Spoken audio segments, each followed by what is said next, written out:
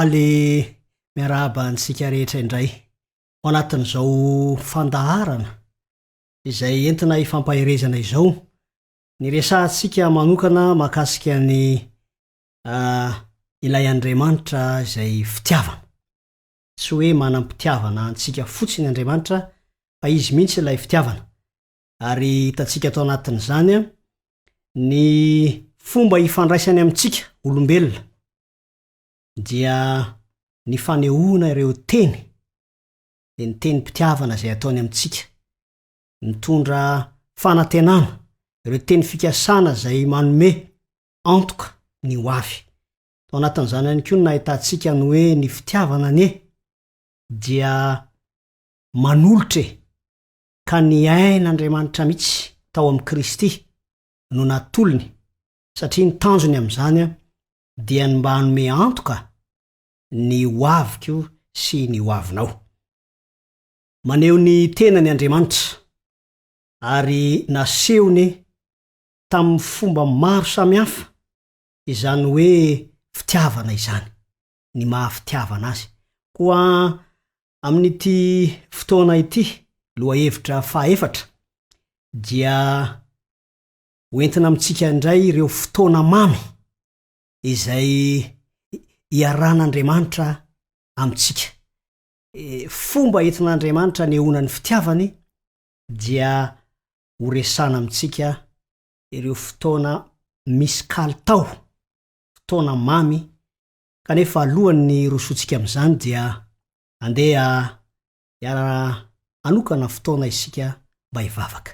Vavaka isika tompoko.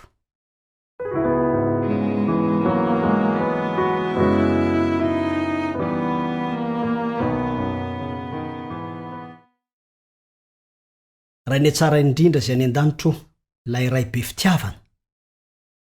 Isaorana ianao ny mbola fahafahanay miona, mifampahery ao anatin'izao fotoana manokana izao amin'ny alalan'ny teninao. Mangataka mandrakariva zay famelana ny tsy fahatanterana rehetra.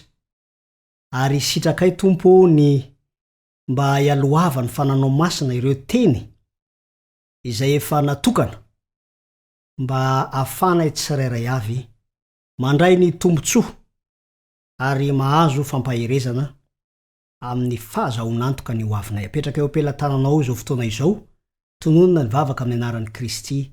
Amen.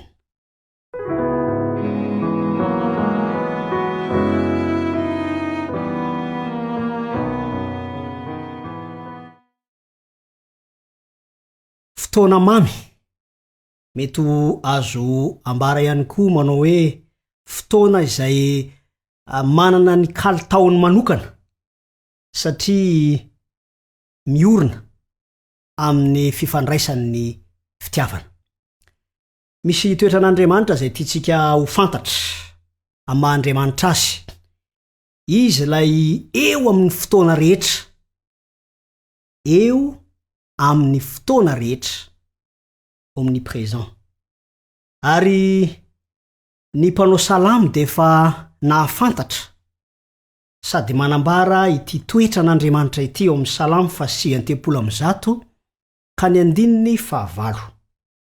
Zao ny voalaza amin'ny anaran'i Kristy: na dia miakatra ny an-danitra aza dia any ianao, ary na dia manao ny fiainantsika ho fandriako aza aho, indro any ianao. Sariteny no anehoan'ny mpanao salamo ny fahafahan'Andriamanitra ho eo amin'ny toerana rehetra, amin'ny fotoana rehetra, na aiza na aiza. Andehany hovakitsika ny boky ny soratan'i Jaona ao amin'ny Apokalipsy 2:20 ka ny 7:13. Apokalipsy 2:20 ka ny 7:13. Zao ny voalaza amin'ny anaran'i Kristy: izaho no alfa sy omega, ny voalohany sy ny farany, ny fiandohana sy ny fiafarana. Izany fanambarana izany dia mbola manamafy fa manana ny maha izy azy Andriamanitra eo amin'ity tontolo misy antsika ity, mifehy ny zavatra rehetra ary manana ny toerany izay tsy voafetra. Eo amin'ny fomba rehetra izay mety tsy voazava ny maha-olombelona antsika.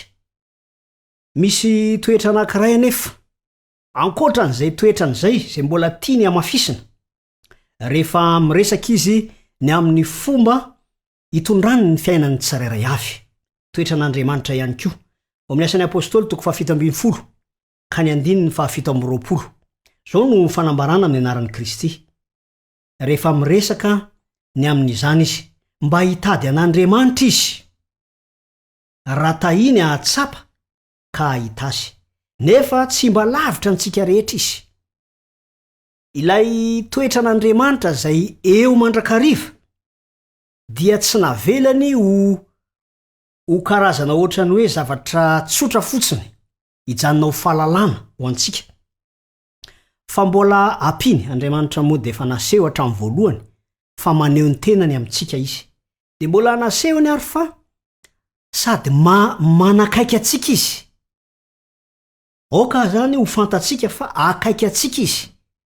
Ary zay no mahatonga ny hoe misy fotoana ny fiantsoana azy hoe Andriamanitra dia efa fomba zay etsotsika azy, fa misy fotoana izy mihitsy no miteny. Ary zay moa no nomeny Kristy ny mpianatra rehefa nanontany ny mpianatra ao amin'ny Matthieu 4:9 manao hoe raha te hivavaka izahay ahoana ny ataonay, dia Kristy misy no niteny manao hoe ataovy hoe rainay zay any an-danitra.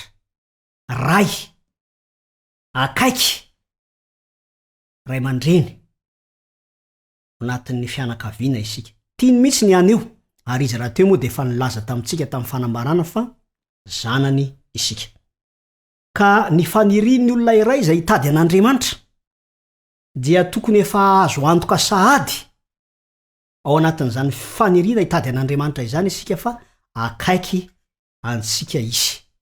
Ina ihany koa ny zavatra tiana hisongadina ao anatin'ny toetran'Andriamanitra dia mbola ambaran'ny mpanao salamo zany ao amin'ny salamo 5:20 ka ny 9:2.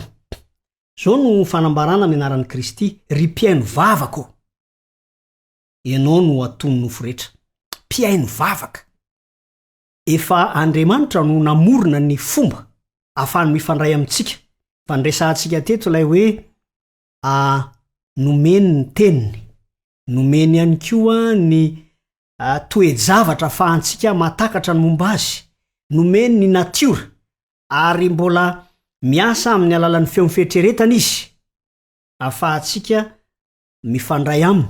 Fa nomeny ihany koa ho fomba ahafahantsika mifandray aminy dia ny vavaka. Ary ao anatin'izany fomba azontsika ampiasaina dia ny vavaka izany zay ataontsika amin'ny finoana, dia milaza amintsika izy fa mpiaino vavaka. Tsy hoe sendra mba nieno ny vavakantsika dia mba naheno izy, na hoe sendra mba nandalo izy dia reny ny vavaka nataontsika, fa asany mpiaino. Mampiasa n'ilay teny hoe mpiaino izy, samy hafa amin'ny hoe sendra mba niaino zany na miaino, sotra fotsiny. Manahoana re ny mety ho fahatsapako sy ny fahatsapanao an'izany toetran'Andriamanitra izany, izay manao izay ananantsika fotoana mamy miaraka aminy. Andeha ho jerentsika ao amin'ny Exodosy 5:20. Exodosy 5:20 ka ny 9:5. Inona no anehoan'Andriamanitra fa tiany manome antsika fotoana, na ny marimarina kokoa tiany ny maneho fa teo eo akaikitsika izy, te hanana fotoana mamy miaraka amintsika izy. Zao no fanambarana amin'ny anaran'i Kristy. Ary asaovy manao fitoerana masina ho ahy izy dia onona eo aminy aho. Ataony daholo zao rehetra zao, mamorona karazana fomba fiasa maro isan-karazana izy. Ary tamin'ity fotoana ity zay fantatsika fa tamin'ny andron'ny Mosesy moa io zany miaraka amin'ny zanak'Israely, dia nitoroany hevitra indray Mosesy, ento ana amin'ny zanak'Israely any, fa zao asio fitoerana masina ahafahako monina eo amin'ny firenena. Alaivo sara an-tsaina ane hoe raha tsy hoe ho tany isaina fotsiny nanomboka hatrany amin'ny voalohany fa tena manana faniriana lalina ity Andriamanitra fitiavana ity mba hanana fotoana mamy iarahana amiko sy aminao. Fitiavana manahoana loatra re zany. Ary angamba mety efa nanana fanandramana tsika ny amin'izany zavatra zany hoe misy olona tiatsika iarahana foana. Satritsika dia eo anilany foana. Fa izy miasa aloha amin'izany. Tsy miraika akory ny amin'izany faniriana tsara zany. Mety manahoana re? Marina fa Andriamanitra tsy olona. Ten'Andriamanitra moa dia manao hoe tsy olombelona izy ka handainga. Fa efa nanao ny tenany olona izy tamina nirahany ny zanany niara-nonina tamintsika. Tsapany zay mety ho tsapantsika. Ka raha mitady ny fotoana mamy arahana amintsika io izy, mamorona n'izao rehetra izao mba hafahantsika mahatsapa hoe te hiara-onina amintsika izy, dia anjarantsika kosa. Ary zay moa no antony zao fampaherezana izao, ny famerenana any anatin'ny fosiny saitsika any, fa ilay Andriamanitra zay namorona antsika dia tsy mahafoy antsika. Na inona zavatra miseho. Mitady hevitra izy. Raha nandao antsika, nandao azy isika tamin'ny fomba amatsiravina vokatry ny fanasarana ataon'ny fahotana, dia mbola Andriamanitra no manao ny dingana voalohany mitady hevitra. Andenga tohizantsika izany fanirian'Andriamanitra onona eo amin'ny olombelona izany. Kolosiana 1:7-20 zao ny fanambarana amin'ny anaran'i Kristy. Izay efa tian'Andriamanitra nampafantarina ny haren'ny voninahitra ity zava-miafina ity any amin'ny jentilisa, miresaka any amin'ny filazantsara izy, dia Kristy ao anatinareo izay fanantenana ny voninahitra. Kristy ao anatinareo. Tsy vitany hoe mba miara misakafo, miaraka mitsangatsangana, fa Andriamanitra n'Andriamanitra dia sitrany mihitsy raha onona ao anatintsika izy. Tsy afa-po izy ny amin'ny hoe fifandraisana ivelambelany fotsiny, fa lalina kokoa hatrany hatrany ary trandrahany mihitsy ny fomba rehetra. Raha ny marina moa efa ananany zany zavadrehetra izany, fa tiany aseho antsika mba hatakarantsika azy eo amin'ny fahafahamanao antsika, alefany tsikelikely.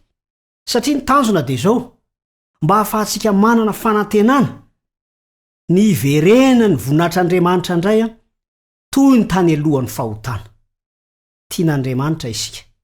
Ary efa nilaza isika omaly fa ny fitiavan'Andriamanitra ny mpanota dia lehibe lavitra noho ny fankahalany ny fahotana.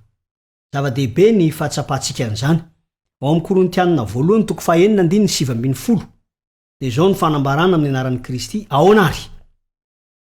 Moa tsy fantatrareo fa ny tenanareo dia tempolon'ny fanamasina izay ao anatinareo sady efa azonareo tamin'Andriamanitra. Jereo anie zany zavatra ataon'Andriamanitra amintsika izany. Tsika moa dia ao anatin'ilay mino an'Andriamanitra tokana. Kanefa telo izay iray. Andriamanitra ray, Andriamanitra zanaka, Andriamanitra fanamasina. Ary tahaka ny fomba fiasan'Andriamanitra ihany tamin'ilay teny tonga nofo, dia indro Andriamanitra mahafanamasina azy atolotra antsika. Ary izany dia monina manao antsika ho tempolo masina. Misy tanjona lehibe, tsy hoe fitiavana te hiara-monina fotsiny na te hifandray tsotra fotsiny, fa ao anatina tanjona mahafinaritra dia ny hoavy amboninahitra. Sitrak'Andriamanitra ny ahatonga antsika ho tempolo masina. Efa mba tsapanao ve zany? Efa mba naheno ve ianao tao anatin'ny fivavahana zay arahanao? Fa misy izany hoe Andriamanitra masina te onona ao anatin'ny olona mpanota mba hahatonga ny olona mpanota iray ho tonga amin'ny famasinana. sitrapon'Andriamanitra izany. Ary manana drafitra petrapetraka tsarany amin'izany ity Andriamanitra ity. Fa Andriamanitra fitiavana azy dia tiatsika ny anambara manokana fa sitraka Andriamanitra ny olona ao anatintsika amin'ny alalan'ny fanamasina izay efa nomeny ka ho tempolony izany fanamasina izany izaso ianao. Mba tianao ve zany? Amin'ny Efesiana 4:20 dia manamafy fa hoy izy hoe ary ao aminy no miaraka aorina koa ianareo ho fonenan'Andriamanitra amin'ny fanahy. Ilay mahandriamanitra n'Andriamanitra manontolo mihitsy no tiany mba onona ao amiko sy ao aminao. Fantaniana mandrakariva dia hoe sitrakao ve zany? Mba tianao ve zany? Mba tsapako ve zany ka mahaliana ho raisiko am-po ve zany hoe Andriamanitra manana faniriana lalina te onona ato amiko zany. Andene ho jerentsika fa tsy mijanona fotsiny amin'izany fomba izay mifanaraka tsara amin'ny toetran'Andriamanitra izany ny dingana izay ataon'Andriamanitra. Ao amin'ny Genesis 2:2-7. Raha vao miresaka an'izay moa tsika dia fantatsika fa miresaka ny amin'ny fitohizan'ny andro izay nanomboka andro voalohany famoronana hatrany amin'ny andro 9 ary mitohy amin'ny andro 7. Zao ny fanambarana amin'ny anaran'i Kristy. Ary Andriamanitra ny tany andro 7 sy nanamasina azy, satria tamin'izany no nitsaharan'Andriamanitra tamin'ny asany rehetra izay noforoniny tamin'ny nanaovany azy. Ity andro ity zany dia andro notahian'Andriamanitra, andro namasininy satria sady nitsaharany zany. Miresaka isika ny amin'ny hoe famoronana, asa nentin'Andriamanitra namorona izao tontolo izao dia nitsahatra izy tamin'ny andro 7.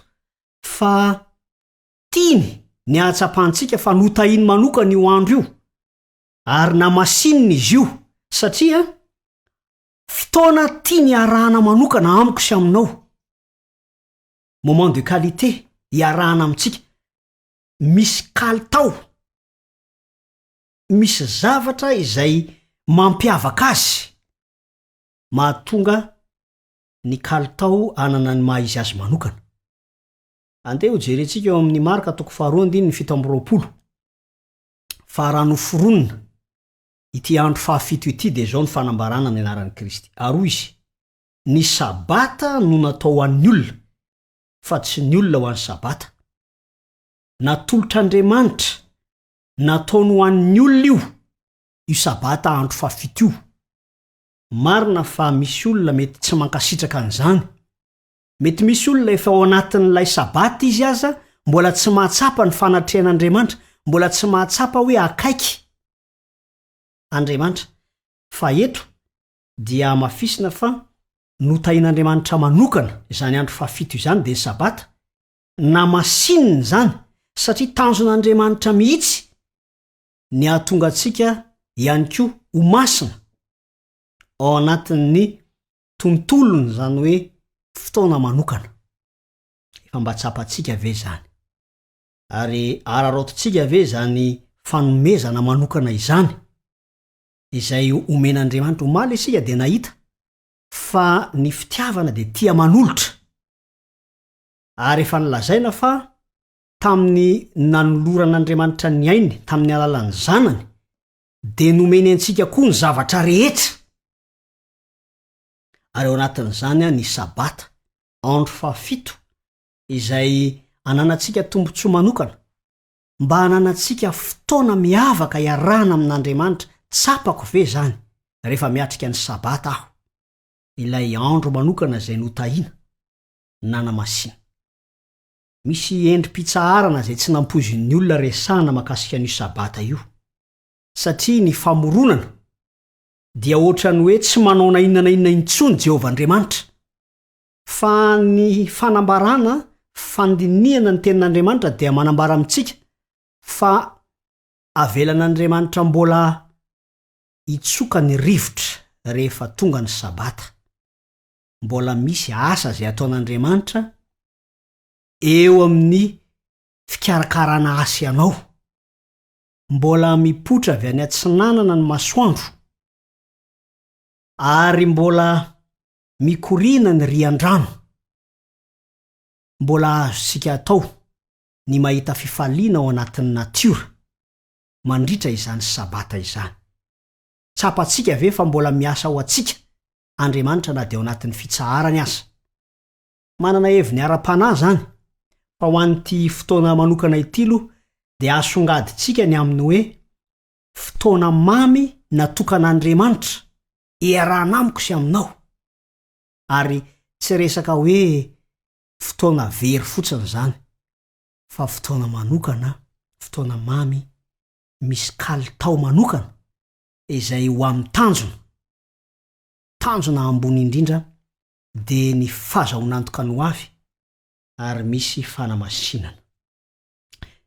Tsy vitany hoe eto amin'ity tontolo misy antsika ity ihany nanoloran'Andriamanitra fotoana mamy ho antsika, fa andehana eo jerentsika eo amin'ny Hebreo 4:10. Hebreo 4:10 ka ny 9:7. Dia zao ny voalaza ny anaran'i Kristy. Fa Andriamanitra efa namboatra zay tsara lavitra ho antsika mba tsy atao tanteraka ireo raha tsy efa mby eo koa isika. Miresaka ny amin'ny fiainana mandrakizay izy. Tsara lavitra noho izao hitantsika izao.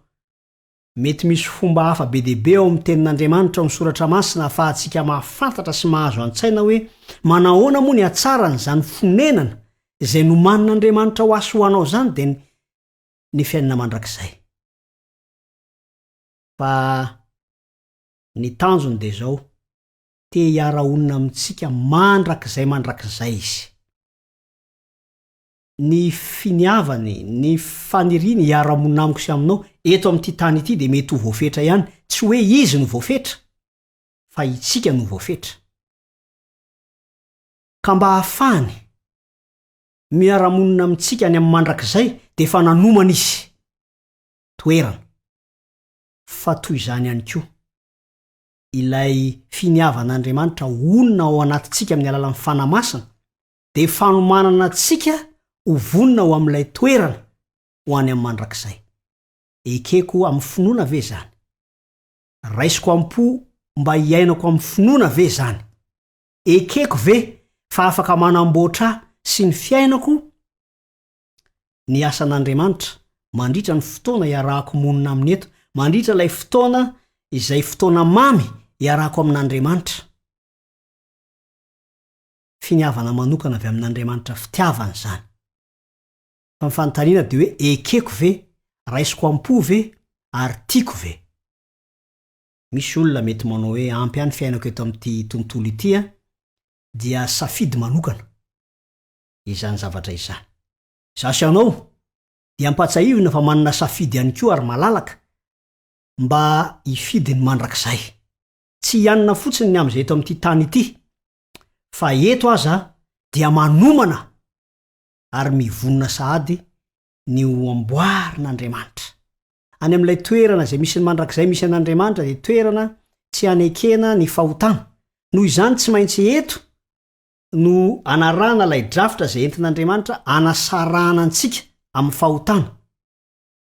Ary ao anatina fotoana mamy no anatanterana an'izany amintsika. Indray mety ilaza ianao manao hoe ahoana moa dia hoe mamy fanasarana antsika amin'ny fahotana nge indraindray ilay fahotana aza mamitsika, tsy foitsika. Ka ho moramora ve ny anasaran'Andriamanitra antsika amin'ny ireo fahotana izay efa nankafizitsika? Eto dia anjarantsika ny misafidy, fa raha ny sitrak'Andriamanitra dia fotoana mamy izany fotoana izany. Fa raha kosa tsy ilay fotoana no ankamamitsika, fa ilay fahotana no ankamamitsika, dia mety ho hafa mihitsy ny fisehoan'izany fotoana izay ifandraisan'Andriamanitra amintsika izany. Tiana ny tondram-bavaka izany fotoana mamy tian'Andriamanitra hiarana amintsika izany. Tiana ny tondram-bavaka ny fanekentsika izany fanirina tsara avy ao amin'Andriamanitra zany fikasana ny onina ao amintsika amin'ny alalan'ny fanahiny ahafahany manamasina atsika amin'ny fahefana zay ananany raha avelantsika satria dia safidy malalaka no anatanterana izany. Hoa manasa anao, manasa antsika mba iombona amin'izany vavaka fangatana fahendrena aizana manaiky ny fiarahamonina izay tian'Andriamanitra atao amintsika izany. Vavaka isika.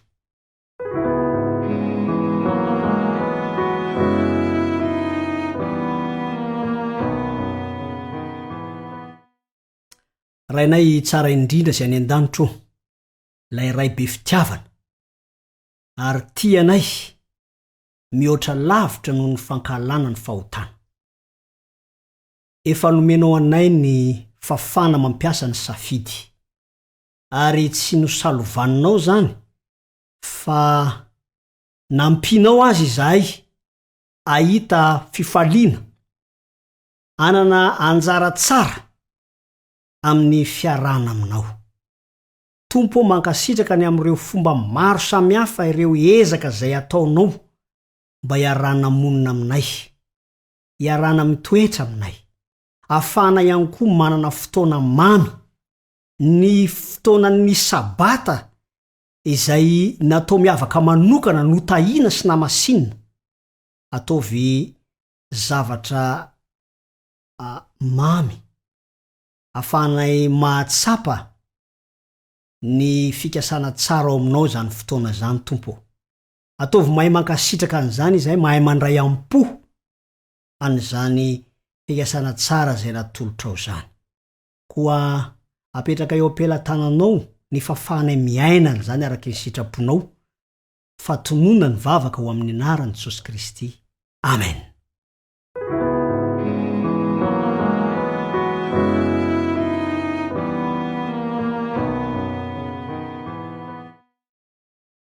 Isaorantsika Andriamanitra ny amin'ny tombontsoa mandrakariva zay nananantsika.